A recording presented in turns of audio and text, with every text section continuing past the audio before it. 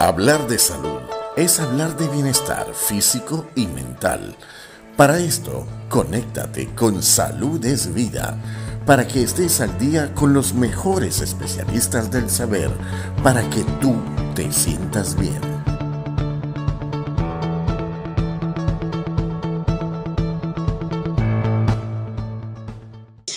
Bueno, en esta oportunidad estamos con Paola Díez, quien es psicóloga, tiene una maestría en gerencia de educación y también presidenta de Entorno Psicológico, que de eso vamos a hablar próximamente. Paola, muchísimas gracias por aceptar esta invitación, este enlace bastante nutritivo, porque ahorita en este confinamiento han quedado toda la familia al descubierto, desde todo punto de vista. Apartemos el COVID, sino que ya esa vivencia a nivel familiar, ya han quedado muchas cosas al descubierto, donde muchos padres, en este caso vamos a hablar de los niños, esos padres nutritivos, cómo somos o no somos, o si no, podemos traducirlo como padres sobreprotectores, padres que abandonan a los hijos, de todo se ha visto. Pero para comenzar, entonces, vamos a decir, o para que definas, ¿qué llamas tú a unos padres nutritivos, Paola? Bueno, saludos María Ángel, ante todo gracias por la invitación. Es muy buen punto, muy buen tema hablar sobre padres nutritivos porque existen muchas preguntas al respecto, ¿no?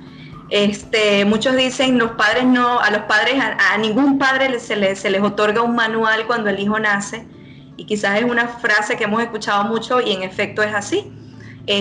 Cuando hablamos de padres nutritivos estamos hablando de ese padre que hace referencia a hacer crecer, acompañar a su hijo a crecer fuerte, y no solamente a crecer desde el aspecto nutritivo en cuanto a lo que es la alimentación, porque de pronto cuando hablan de padres nutritivos nos vamos automáticamente, pero es que el padre nutritivo es el que alimenta bien a sus hijos. No solamente en la parte de la alimentación, sino en la parte emocional, en la parte física, en la parte social, en la parte moral, e inclusive en la parte religiosa, independientemente de la religión que pueda tener la familia. Entonces, básicamente, un padre nutritivo es ese que acompaña a su hijo a crecer de la manera pues más adecuada en estas diversas áreas de crecimiento que por supuesto vamos viendo nosotros a lo largo de la crianza con nuestros hijos. Y realmente en este momento estamos a prueba, me incluyo porque soy madre, estamos a prueba porque esos niveles de cortisol están totalmente alterados y 10.000 hormonas negativas gracias a la realidad que todos estamos inmersos, que es una situación que también es biológica, no podemos darle culpa o simplemente saberlo controlar, que eso sería en otro enlace en tal caso. Pero, Paola, ¿cómo podremos ayudar? ¿Cómo podemos ayudar a ese papá donde sí, esa nutrición, como tú dices, donde está la parte emocional sobre todo y ese acompañamiento, no está? Y bueno, se está evidenciando con las actuaciones, los comportamientos de cada uno de los hijos, ¿no? En su vida diaria. Como por ejemplo, la Organización Mundial de la Salud ha informado que hay mucha depresión. Pero no solo en los adultos, sino también en la parte juvenil, ¿ok? Inclusive en los niños pequeños. ¿Qué mensaje le das tú a ese papá en tomar ya las riendas y en verdad qué tan importante y qué tan vital es esa nutrición, esa importancia de ese acompañamiento emocional, Paola? Claro, aquí hay que entender un punto muy importante, María Ángel. Bueno, son varios elementos que quiero mencionar brevemente, porque la idea es que los padres tengan la información más adecuada. Primero, obviamente, cuando nosotros revisamos un poco cómo fueron nuestros estilos de crianza, siempre es importante considerarlo, porque muchas veces los padres vamos copiando esos estilos de crianza que de pronto utilizaron también nuestros padres. Entonces tenemos por un lado a los padres que van copiando la receta, ¿ok? Independientemente de si se puede o no corregir cosas que de pronto se pueden corregir, porque entendamos que estamos en un momento generacional diferente a cuando fuimos criados. Entonces, yo digo que cada día la crianza se va convirtiendo más en un reto para los padres. Entonces, es romper un poquito con esas brechas generacionales, es romper un poquito con esos ciclos que de pronto traemos de familia en familia o de generación en generación, y tratar de hacer lo mejor qué podemos con lo que tenemos disponible. Los niños son los primeros jueces, los hijos siempre son los primeros jueces. Y te puedes dar cuenta cuando los hijos empiezan, bueno, papá, pero es que el hijo de mi amiguito no lo regaña así, es que la mamá de mi amiguito sí va con él a las clases de natación. ¿Me explico? Entonces todo eso entra en juego. Es importante también, María Ángel, que los padres sean conscientes de cuál es el estilo de crianza que se está utilizando, porque muchos padres a veces también tendemos a la polarización. Entonces tenemos padres que de pronto son lo que llamamos nosotros laissez-faire, o que son permisivos, que son liberales. Entonces son esos hijos que tú ves que de pronto, son esos hogares donde tú ves que los hijos son los que tienen las riendas del hogar. ¿Okay? Y son esos hijos que tú ves que llegan y te dicen hasta tú te sientas aquí, tú te sientas allá, hoy vamos a ver este programa de televisión porque es lo que yo quiero ver. Entonces, obviamente, esos tienen que ser elementos que nos pasen a nosotros la noticia o la notificación de que algo no está del todo bien con el estilo de crianza, porque obviamente esto la balanza se está inclinando más hacia lo que es esta estructura o este estilo de padres liberales o laissez-faire.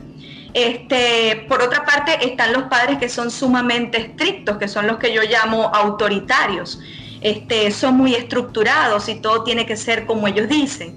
Estos son los padres que a veces vienen trayendo el estilo de crianza que tuvieron. Entonces, si mi papá fue estricto y me enseñó que las normas se cumplen y que las cosas son como son, entonces esto también tiene que funcionar en mi crianza con respecto a mis hijos. Entonces, ahí hay que hacer una valoración también, porque no pueden haber, ese tipo de polarización. La balanza no puede estar más inclinada hacia un lado o hacia otro, sino que tiene que haber un equilibrio como todo en la vida. Y cuando hablamos de ese equilibrio estamos refiriéndonos entonces a los padres nutritivos, que son los padres, lo que yo llamo también como padres democráticos. Son esos padres que escuchan activamente a sus hijos, son esos padres que de alguna manera los llevan a crecer, que los llevan a aprender de los errores, más que a ser críticos, ¿ok? Porque hay padres que de pronto son críticos y mira, pero es que hiciste esto mal. Y yo tenía un caso en consulta donde el papá decía, pero es que es un cochino todo el tiempo. Yo decía, pero es que si hay formas como tú lo puedes hacer de manera más positiva. No decir que él es un cochino, sino que de pronto tú puedes decirle, mira, esto no va aquí, esto va en la papelera o esto va en la cesta de la ropa sucia, los platos se llevan a lavar, donde cuando se tienen que lavar, no pueden quedarse en la habitación. Entonces, es tratar de entender todos estos aspectos. Un padre nutritivo es aquel que aconseja a su hijo sin llevarlo a tomar las decisiones que el padre cree. Porque déjame decirte que en mi haber, también en mi desempeño profesional, que he trabajado también con adolescentes en cuanto a lo que es la parte de orientación vocacional, yo me he encontrado con muchos adolescentes que me dicen, estoy terminando mi carrera, ya estoy en el 8º semestre, tuve un caso, y esto no fue lo que yo quise estudiar. Esto no fue lo que yo quise estudiar, esto fue una carrera que yo tomé porque mi mamá quiso que la estudiara. Y pues ahora no me siento feliz con lo que hago. Entonces hay que tener mucho cuidado con eso, porque a veces los padres pues también podemos tener la tendencia a cumplir nuestros sueños a través de nuestros hijos. Y obviamente hay que entender que los hijos vinieron para cumplir sus propias metas y para cumplir sus propios propósitos de vida. Entonces, son muchos los elementos que se pueden mencionar, María Ángel, que tiene que ver con el hecho de ser un padre nutritivo. Es estar para su hijo, es establecer las reglas y que estas reglas funcionan mejor. Obviamente siempre siguen siendo reglas, siempre siguen siendo normas, pero funcionan mejor si estas son consensuadas. Es decir, que tú estableces con tu hijo las reglas que tú quieres y logras que tu hijo las entienda y las acepte sin imponerlas, ¿ok? Porque tú puedes llegar al acuerdo. De pronto, si toca limpiar la casa, bueno, vamos a hacer una cosa, ¿cuál es la parte que menos te gusta de limpiar la casa? Tuve un caso como ese. Y él me decía, es que lo que no me gusta es que mi mamá me mande a trapear. Eso es lo que a mí no me gusta. Entonces, bueno, ¿qué es lo que más te gusta de asear la casa? Bueno, a mí yo puedo sacar y botar la basura, yo puedo recoger los desechos del perrito, me gusta lavar los platos. Entonces, bueno, vamos a crear un ambiente, vamos a crear las reglas donde de pronto trapear te toque solamente una vez a la semana. Y mientras tanto, pues tú sigues cubriendo otras cosas, pero por supuesto no dejando de hacer, porque la idea tampoco es permitir que el hijo pues pueda tomar las riendas y decir qué hace y qué no hace. Los padres siempre deben tener las riendas en todo momento, porque son los padres, obviamente. Paola, está en la parte donde yo quiero preguntarte, hay muchos artículos, hay dichos, hay comentarios entre amigos, etcétera, etcétera, donde se dice, papá, o sea, hablo yo de papá en general, papá y mamá, ¿no? Papá es papá, no es amigo. Hay otros que dicen, hazte amigo de tu hijo. Porque si te haces amigo de tu hijo, ellos se pudieran abrir un poquito más. Pero hay otra parte donde dice, si tú eres amigo de tu hijo, no hay autoridad. Y se sobrepasan los niveles, como tú lo estabas diciendo un poquito antes, donde entonces se pudiera traducir en una anarquía, ¿no? Que hay confianza, entonces vamos a hacer y deshacer. ¿Qué es lo más conveniente, Paola? Fíjate algo, María Ángel, tiene que ver mucho también con el estilo o la estructura de personalidad de los padres, ¿no? En lo personal, yo estoy de acuerdo con hacerte amigo de tu hijo siempre y cuando tú mantengas las reglas claras, ¿ok? Porque hacerte amigo de tu hijo no quiere decir que tú te vas a ir con él a la discoteca si es un adolescente, porque sabes que no es lugar para tu hijo, ¿ok? O que tú le vas a permitir cosas que de pronto un amigo le va a permitir. Muchas veces los padres dicen, no, pero es que yo puedo ser amigo de mi hijo, pero al final tu hijo va a tener sus amigos y él va a entender que tú no eres un amigo más, que tú puedes estar de su lado, ¿ok? Yo por lo menos, María Ángel, yo siento que mi mamá fue mi amiga, y es mi amiga, y yo digo que ha sido mi mejor amiga, ¿ok? Y no por eso hubo en algún momento alguna ruptura en nuestra relación entre madre e hija, es decir, mi mamá hasta el día de hoy, pues yo la respeto al 100%. Entonces, creo que sí se puede ser amigo de tus hijos siempre y cuando tú tengas claro los límites, ¿ok? Habrán padres que dicen no se puede establecer una amistad y quizás eso también depende de la estructura de personalidad de los hijos, porque de pronto hay estructuras de personalidad de hijos que no permiten que tú puedas ser su amigo, porque de pronto sobrepasan esa confianza, o porque de pronto que por más que tú intentes ser su amigo no lo vas a lograr, ¿ok? Porque hay personalidades que de pronto son difíciles. Lo que también creo es que debemos hacernos amigos de debemos hacernos amigos de los amigos de nuestros hijos, porque eso es algo que también funciona y mucho. También recuerdo en lo personal que mis amigos decían que parecían ellos más amigos de mi mamá que de mí porque se llevaban mejor con mi mamá, ¿no? Entonces eso también es bonito y es importante porque obviamente cuando tú estás cerca de las amistades de tu hijo, tú puedes conocer un poco más el círculo social que lo rodea y por supuesto puedes prevenir y puedes tomar en cuenta muchas cosas que de pronto no puedes hacer si no lo tienes, si no las tienes a la mano, ¿ok? Yo conocí muchos casos en consulta donde los hijos estaban perdidos de pronto en las drogas o inclusive en el vandalismo porque lo fueron llegando a ese mundo a través de los amigos y los padres siempre estuvieron inocentes porque nunca conocieron a los amigos. Entonces es importante ese acercamiento también. Yo pienso que es algo que pueden considerar los padres en cuanto a lo que es el desarrollo social de sus hijos, ¿no? Sí, puede sumar punto para ambos, ¿no? La relación. Ahora, Paola, existe la parte, vamos a la parte donde son padres divorciados. Cuando son padres divorciados es otro tema bastante álgido. ¿Por qué? Porque para ver el divorcio tuvo que haber una razón bastante forzosa y de seguro en la mayoría de los casos no es buena, una razón que es negativa para los dos.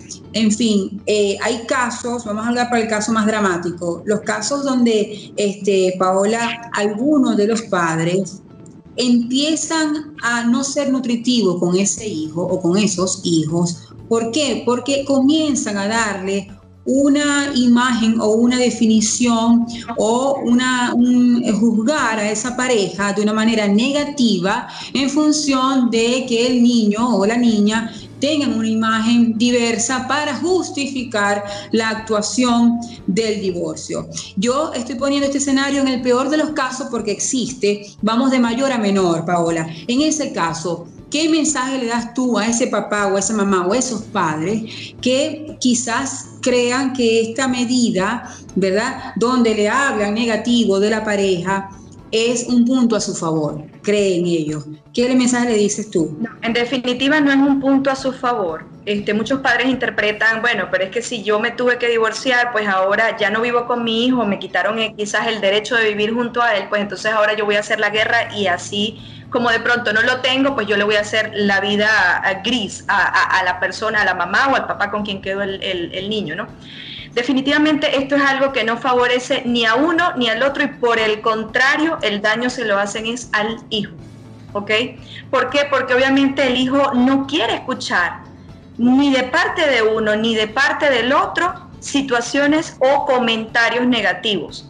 Entonces aquí la recomendación es, como adultos que son y que representan los padres, hay que entender que la ruptura se dio en la pareja y que eso no puede afectar la estructura padre-hijo, ¿ok?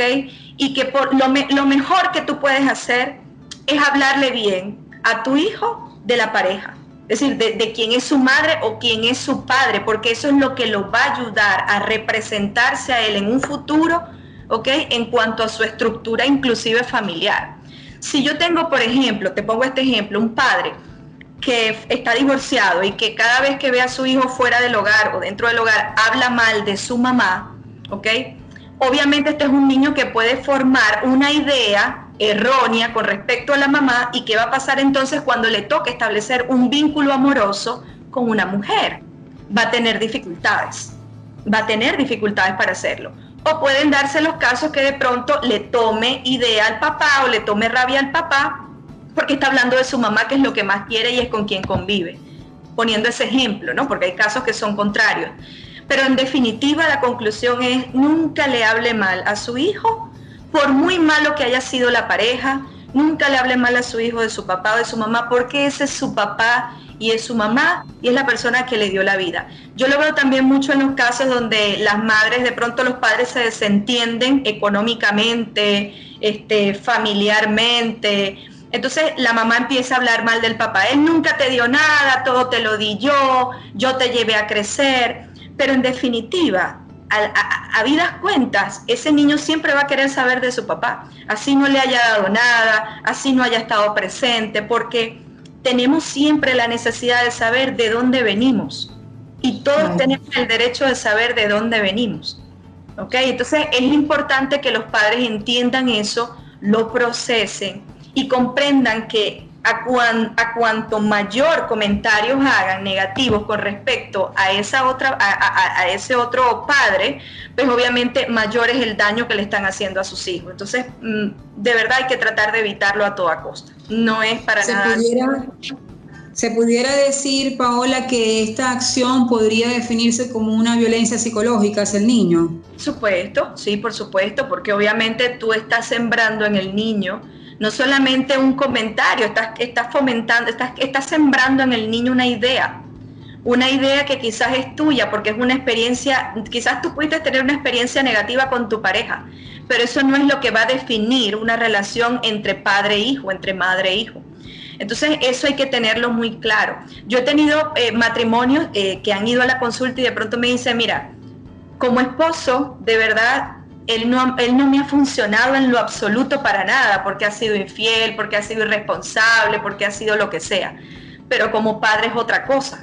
Como padre ha sido buen padre, está pendiente de sus hijos, les da cariño. Entonces hay que tratar de entender que de pronto no habrá sido quizás la mejor pareja para ti, pero esto no quiere decir que no pueda ser un buen padre para tu hijo o una buena madre para tu hijo. En todo caso, ese niño va a crecer y permítele que sea él quien saque sus propias conclusiones. Permítele que sea él quien decida si su papá o su mamá fue bueno en la crianza o no fue bueno en la crianza, si fue un padre ausente o no fue un padre ausente, si fue solamente un padre proveedor o también fue un padre nutritivo que estuvo desde cualquier escenario, porque en definitiva hay muchas características en los padres.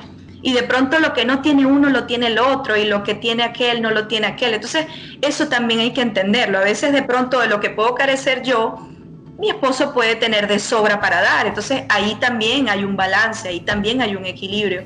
Y es interesante saberlo, porque muchas veces cuando nos quedamos solas con nuestros hijos, o los padres tienden a quedarse solos con sus hijos, entonces creen que todo lo pueden y todo lo tienen que hacer, y no siempre es así tampoco, ¿no? Ahí estaríamos tergiversando el rol. Ambos tienen un papel, un rol, como lo has dicho.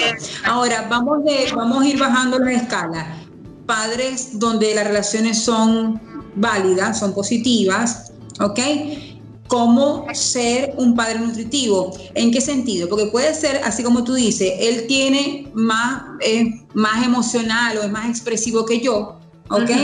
Correcto. ¿Cómo vamos a hacer ese balance? Porque evidentemente las 24 horas no van a estar siempre unidos. ¿Cómo sabemos? ¿Cómo el hijo puede entonces balancear, valga la redundancia, de que se está dando una verdadera nutrición en ambos padres? ¿Cómo tú lo puedes medir, Paola? ¿Viendo la acción en el hijo? Sí, no, aquí la clave siempre es la comunicación entre los padres, inicialmente, ¿ok? Porque si tú tienes buena comunicación con tu pareja, tú puedes determinar qué es lo que está pasando con tu hijo y cómo se está llevando la crianza. Yo cada cierto tiempo tengo esta conversación con mi esposo. Mi hijo apenas tiene 2 años, pero estamos en ese proceso de crianza. Y tú sabes que las etapas más difíciles son de 1 a 3 años, porque es una etapa difícil. Y bueno, allí es importante colocar sobre la mesa lo que cada quien, las fortalezas de cada quien como padre y las debilidades de cada quien como padre. Me explico, porque de pronto lo que para mí es una debilidad, de pronto él puede tener esa fortaleza y decir, ok, cuando yo te vea débil aquí, ahí es donde yo voy a entrar y voy a equilibrar la situación, porque no se nos puede venir abajo. Entonces, ese es el punto inicial, la comunicación entre los padres, y posteriormente esa comunicación que pueda darse a los hijos, ¿ok? Porque tampoco nos podemos quedar con la comunicación entre los padres. A veces pasa, déjame decirte, porque lo vi también muchísimo, lo he visto muchísimo, que los hijos determinan y se dan cuenta que la comunicación entre los padres no es para nada buena. Y entonces pueden tener muy buena relación, pero de pronto en cuanto a la comunicación relacionada con la crianza, de pronto no es tan buena, o hay algunas debilidades allí. Entonces el hijo muchas veces detecta, y cuando lo detecta, él sabe por dónde manejar la situación. Si mi mamá es la que me niega el permiso a salir, pues yo me voy a ir con mi papá, porque sé que por ahí está la debilidad. O me he encontrado con casos donde dice, mamá me dio permiso, y después van con el papá y le dicen, papá me dio permiso, y resulta que ninguno de los dos autorizó la salida, y el muchacho salió, ¿ok? Entonces ahí hay que tener mucho cuidado, y pienso que la base a la pregunta que me hacías es básicamente esa, la comunicación, y poner sobre la mesa cuáles son las debilidades y las fortalezas de cada quien. Si nos encontramos con que de pronto hay debilidades de parte y parte, entonces bueno, vamos a buscar ayuda, vamos a buscar un psicólogo, vamos a buscar una escuela para padres, donde nos puedan orientar sobre qué hacer con estas debilidades que tenemos. Si, por ejemplo, entendemos que a veces tendemos a sobrepasarnos sobre ciertas cosas, entonces, bueno, vamos también a buscar ayuda, o de pronto cuando tú veas que yo estoy muy alterado regañando al niño, entonces intervienes tú y yo tomo un tiempo afuera, para que entonces la cuestión no pase a otros escenarios. Entonces, siempre que existe la comunicación entre los padres y posteriormente de los padres hacia los hijos, vamos a poder evitar esas situaciones donde de pronto hay conflictos entre padres e hijos, ¿ok? Y sobre todo, Paola, ser un poco coherente, porque también eso es otro problema, que exigimos X, Y comportamiento y nosotros somos lo contrario. Por eso es importante. Fíjate que yo hace poco publiqué un material que hablaba sobre los padres como espejo, porque muchas veces los hijos son un reflejo de quienes somos y no te das cuenta, pero a veces muchas cosas que te molestan de tu hijo son tuyas, ¿ok? Entonces ahí hay que hacer también un análisis, porque recuerda que muchas veces los hijos son espejos de los padres. Y es importante también tener en cuenta esto. Yo inclusive lo decía, no sentirte mal si no lo estás haciendo bien. Es entender que tú también eres humano y que puedes cometer errores. Pero lo importante aquí está en que cuando tú te das cuenta que has cometido un error, porque te permite corregirlo.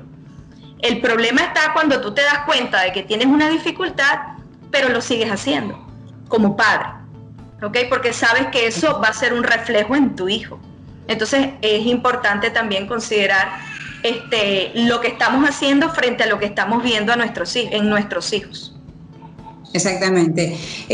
Paola, cuando ya hay en una relación normal de padres, un hogar normal, vamos a decirlo así, que están los padres viviendo con sus hijos, cuando hay ciertos problemas entre ese vínculo, entre esa relación, te pregunto, en el colegio, ¿se pudieran dar ciertas alarmas, ciertos comportamientos que pudiera la maestra alarmarse un poquito y decirle? Porque quizás hay muchos niños, dependiendo de la edad, por supuesto, los niños más pequeños no saben expresar, pero sí a través del dibujo pueden expresar ciertas cosas, o comportamientos de rebeldía. También hay niños entonces que expresan más en el colegio que entonces en la casa. Te pregunto, ¿normalmente ya se evidencia que no hay una buena relación en el colegio? Como por ejemplo, Paola. Sí, y te cuento, te confieso que la mayoría, muchos de los casos que llegaban a veces en las consultas de bajo rendimiento escolar o dificultades emocionales en el entorno escolar, inclusive concentración, falta de concentración, todo eso, cuando tú te ponías a evaluar en lo profundo al niño, te dabas cuenta de que de pronto no había ninguna causa orgánica, que es un niño que estaba bien orgánicamente, pero que obviamente había un factor emocional que estaba afectándolo. Y tú lo decías, un ejemplo es a través del dibujo cuando son muy pequeños. Y muchas veces hacen dibujos que representan a la familia. De hecho, nosotros los psicólogos utilizamos mucho esto, que es una técnica proyectiva, que es el de dibujar a la familia.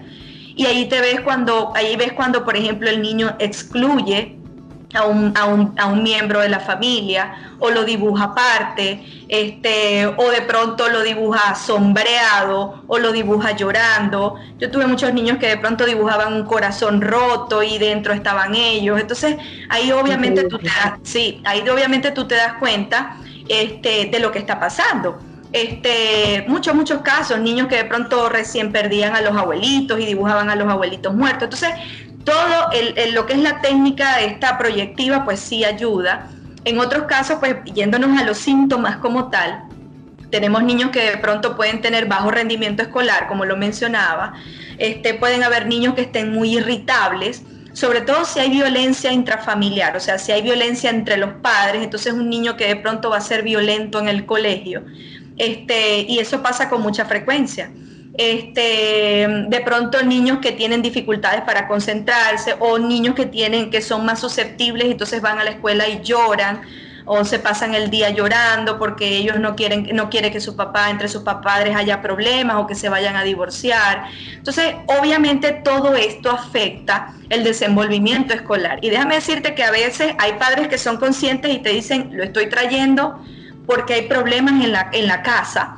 Pero muchas veces pasa que la maestra te lo envía a la consulta con un informe diciendo: el niño no hace, el niño se distrae, el niño está llorando, el niño es agresivo, el niño no cumple con las tareas. Entonces ahí cuando tú haces la evaluación y te das cuenta que puede haber un factor emocional asociado a la relación que esté llevando su papá y su mamá. Entonces, respondiendo un poco a tu pregunta, sí, definitivamente puede verse reflejado. Cuando hay un ambiente, digamos, disruptivo, un ambiente conflictivo en el hogar, puede verse perfectamente reflejado en el ambiente escolar. Muy bien, que eso ayuda, ¿no? Eso ayuda sobre todo al niño a abordarlo. Vamos al caso donde hay un niño, donde hay un solo niño por ahora. Son hijos únicos. Tú te ríes porque estás en ese momento, pero no se sabe si es por ahorita o por siempre, pero por ahora es tu realidad, ¿ok? No, pero en tu caso, bueno, fíjate que hay padres que se cierran, es uno y se acabó. ¿ok? Ese es el padre que debemos ahorita abordar. Y ya tú sabes a qué me refiero. Porque entonces yo no sé si esa sobreprotección, ¿ok?, se traduce en vez de nutrición o padres nutritivos, son padres son súper protectivos, donde lo que ocasiona es una intoxicación, pues, a la vida del niño. Explícalo por qué, Paola. Claro, fíjate, pasa en el caso de los niños que son únicos, porque obviamente ellos crecen solos, todo lo tienen para ellos, no aprenden de pronto a compartir dentro del hogar, a veces les toca aprenderlo en la escuela.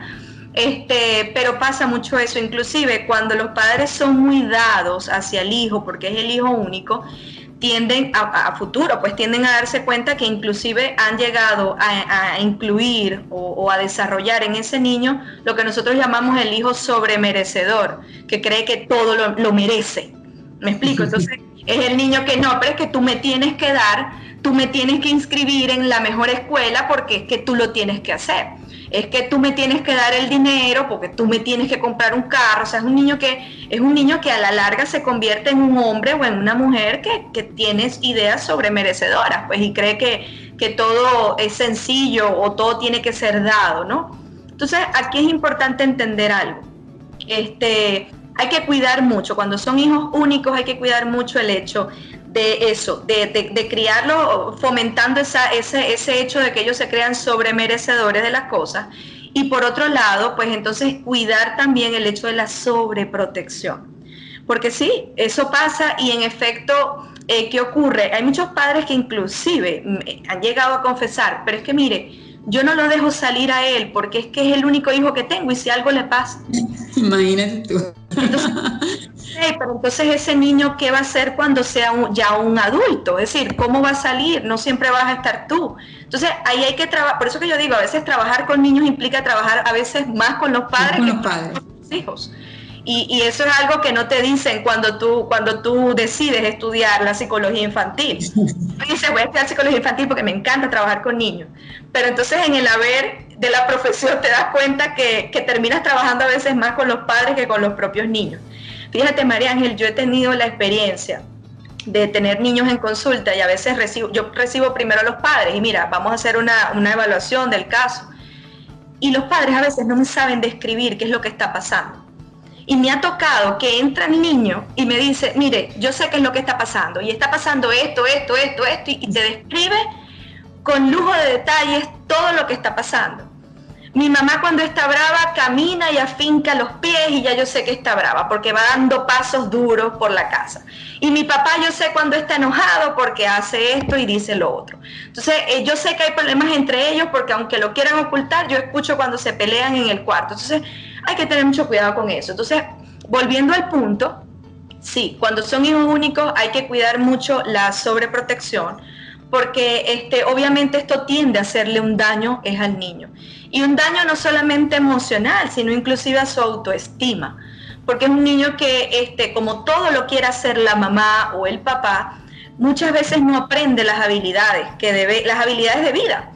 Entonces sale y cuando le toca, entonces no sabe cómo tiene que subir a un metro o agarrar un autobús, o no sabe cómo defenderse ante ciertas situaciones. Yo he tenido inclusive adultos que me dicen, a mí me da pena ir a un banco porque yo nunca fui a un banco, mi mamá siempre iba a ella y nunca me enseñó a ir, nunca dejó que yo fuera solo.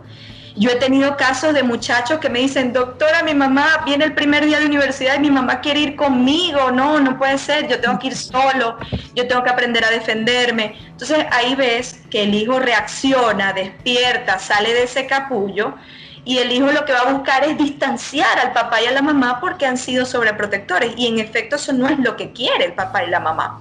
Entonces eso es lo que también llevamos a los padres a entender en consulta, que los hijos vinieron a través de nosotros y tienen que crecer, que lo mejor que podemos hacer los padres para nuestros hijos es darles herramientas de vida. ¿Y cómo le das herramientas de vida si quieres tenerlos dentro de tu esfera para que nada le pase? Entonces es importante entender eso. Yo comprendo que hay padres que de verdad tienen el temor, si viven en zonas peligrosas, si viven de pronto en países donde no se brinde la seguridad. Yo puedo entender eso. Entonces, claro, ahí hay que tratar de buscar un equilibrio. Mira, bueno, vas a salir, pero llegas temprano, me estás llamando para saber dónde estás, yo te puedo acompañar hasta tal punto, de ahí para allá yo te veo mientras tú te vas, y así irlo haciendo progresivamente hasta que tanto padre como madre acepten que el hijo es un ser independiente y que tiene todo el derecho de crecer como crecimos nosotros y nos formamos nosotros. Porque creen que son de ellos y no son de la vida, ¿no? Así es, así es. Entonces, bueno, ahí hay que tener mucho cuidado porque habidas cuentas y al final de la historia terminan sufriendo los dos porque a la final el hombre o la mujer va a hacer su vida, se va a casar, va a tener hijos y va a tener que velar por esa familia, y quizás ahí entonces encuentras a los padres que se sienten relevados, se sienten renegados, sienten que los abandonaron. Entonces tú escuchas a muchos padres, pero es que él me abandonó. No, él no te abandonó, él fue a hacer su vida, así como tú en alguna oportunidad pudiste hacer la tuya. Entonces se sufre de ambos lados, porque entonces es un hijo sufrido, porque el mensaje que recibe de sus padres fue: me abandonaste, ¿ok? Y sufre la madre porque en esencia, la madre o el padre, porque en esencia sigue creyendo que su hijo lo abandonó, no entendiendo que fue a hacer su propia vida, así como en algún momento pues también ellos tuvieron la oportunidad de hacerlo. Es como partiendo de ese dicho donde dice: detrás de una mujer hay un buen hombre, y detrás de un buen hombre una buena mujer, detrás de unos buenos hijos unos buenos padres, ¿no? Porque eso se ve en la vida. Muy bien, Paola, de verdad que más clara no pudiste ser, yo creo que más explícita. Los padres que estamos escuchando esta entrevista, pienso que debemos, todos los días hay que reaccionar de una manera. Reaccionar no sería, sino reflexionar, porque ciertamente, y sobre todo ahorita, que bueno, están los niveles de estrés en todo su esplendor, porque es un nuevo comienzo, un nuevo modo de vida, etcétera, etcétera, y hay que reforzarlo, ¿no? Hay que reforzar este tipo de, porque como tú dices, no hay universidad para ser padre, y cada hijo es diferente, porque eso es lo otro. Quieren aplicar la misma psicología para todos los hijos, y cada hijo tiene un carácter totalmente diferente. Es una cosa impresionante. Yo tuve un caso de unos gemelos donde uno es sacerdote y el otro es publicista. Entonces, bueno, son todos, fíjate, son gemelos, ¿no? Son mundos distintos. Paola, háblanos de entorno psicológico. Bueno, Entorno Psicológico es una plataforma que se ha generado, se ha creado con el propósito de brindar consultas online, ¿ok? Esto para llegar, por supuesto, a aquellas personas que de pronto se sienten más cómodas desde sus hogares recibiendo la atención del psicólogo, o que por alguna razón se les ve impedido asistir a una consulta presencial. Entorno Psicológico, pues, y recientemente hicimos una alianza con Bienvenidos Venezolanos, y estamos inclusive brindando la oportunidad de atender a los venezolanos, en el sentido de que, bueno, a muchos nos ha tocado emigrar, hemos estado lidiando con una serie de situaciones emocionales, tanto los que se fueron como los que se quedaron. Entonces, bueno, también estamos allí de la mano con nuestros hermanos venezolanos, pero básicamente la misión de Entorno Psicológico es precisamente ofrecer toda esta atención online, asesoría a lo que tiene que ver terapia de pareja, terapia individual, terapia familiar inclusive, y para adolescentes, para niños y adolescentes también. Estamos siempre presentes allí, somos un equipo de 6 psicólogos actualmente. Y la idea es esa, aportamos, hay un espacio en la página donde las personas pueden hacer sus preguntas gratuitas, o sea, es un consultorio pues gratuito. Allí las personas, si tienen alguna duda específica, pues pueden allí ir, escribir, y tendrán la respuesta de cualquiera de nosotros, de los psicólogos que estamos allí, del staff, para ayudarlos. Y bueno, la idea es esa, la idea es aportar. Yo pienso que todos los venezolanos que nos ha tocado emigrar, tenemos que seguir sembrando para el futuro nuestro, para el futuro de nuestro país, y por supuesto para poder ayudar a nuestros hermanos venezolanos que también lo están necesitando. Excelente iniciativa. Paola, te pregunto, cualquier persona que necesite algún diagnóstico y que esté en distintas partes del mundo, ustedes pueden hacer también el diagnóstico, y obviamente a través de la telemedicina le dan el diagnóstico, y con ese diagnóstico pueden imprimirlo y por supuesto utilizarlo en donde se encuentren. Sí, fíjate que por lo menos yo en lo personal he tenido casos que han ameritado lo que nosotros llamamos el informe psicológico. Uh-huh. Se emite el informe psicológico, los que estamos ahorita en la plataforma somos todos venezolanos. En el caso de Jessica Ferreira, que está en Ecuador, ella ya tiene sus permisos también para ejercer en Ecuador, y obviamente el informe es válido tanto para Venezuela como para Ecuador. ¿Okay? Sin embargo, hay países que pueden aceptar un informe psicológico sin ningún problema, independientemente del país que venga. Okay. Pero los nuestros van, por supuesto, con sello venezolano, tanto de los sellos nuestros, pues del colegio con nuestro número de colegiado y de federado, porque todos estamos colegiados y federados por la Federación de Psicólogos Venezolanos. Entonces, sí, nosotros podemos emitir los informes. Ya depende, por supuesto, del país que resida la persona que lo solicita, si le es aceptado o no en ese país. Yo he tenido pacientes que me han solicitado, que han sido mis pacientes hace mucho tiempo y que de pronto han requerido un informe para inscribir a sus hijos en el nuevo país. Me he encontrado, tengo más recientemente un caso de una paciente que tengo en Chile, y ella llevó su informe, y gracias pues al informe, en el Servicio Social de Chile, pues le iban a hacer una revaloración al niño, y entonces iban a darle todo lo que estaba necesitando para poderlo poner en control, porque además es un niño con necesidades especiales, un niño autista, ¿no? Entonces, ella ha recibido mucha ayuda pues por parte de los servicios sociales del país, de la escuela inclusive, y ya ese informe inclusive le sirve de arranque, porque quizás en algunos países van a requerir como que hacer una revaloración, pero por lo menos ya tienen una impresión diagnóstica. Claro, eso es mucho el apoyo, porque evidentemente no, si se van, no, la mayoría de los casos no es porque, sino que verdad lo necesitan, ¿no? Realizarse en otro país, y estos niños que no pueden no pueden dejar de darle ese seguimiento. Paola, muchísimas gracias, verdad que fuiste muy explícita, excelente exposición. Yo creo que vamos necesariamente a hacer otro enlace, porque no solo esto, hay tanto que podemos abordar nosotros como padres, ¿no? Y sobre todo cuidar a nuestros hijos en toda su evolución. Muchísimas gracias por esta intervención. Este canal también es de ustedes, y vamos entonces a comprometerte para un próximo enlace. Vamos a comprometerte y busquemos temas que estén en el borderline, porque ahorita en estos momentos eso es lo que hay que abordar, ¿no? Porque estamos en la necesidad de tener esta salud mental, sobre todo preventiva. Muchísimas gracias, Paola. Y a ti, María Ángel, por la invitación, y bueno, gracias a todas las personas que van a ver este programa. Espero que lo puedan disfrutar al máximo. De verdad que encantada de haber compartido este tiempo contigo, y esperemos que sí, que vengan más programas para seguir nutriendo. Exactamente. Paola, aparte de entorno psicológico, ¿dónde te podemos encontrar a ti? Bueno, estoy a través de mis redes sociales. Me pueden encontrar en Psico Paola Víez. También allí pues pueden encontrar toda la información con respecto a mi persona, canal de YouTube, lo que son las consultas, entrevistas, todo lo podemos encontrar en nuestras redes sociales, en mis redes sociales personales, ¿okay? Porque entiendo, también están las de entorno psicológico, pues allí nos pueden encontrar a todo el equipo, pero en lo personal a mí, pues a través de las redes sociales me pueden encontrar. Muy bien, Paola. Excelente, sigue así, continúen los éxitos y estamos en contacto, ¿ok? Gracias, María Ángel. Un abrazo. Hasta la próxima. Hasta luego, bye.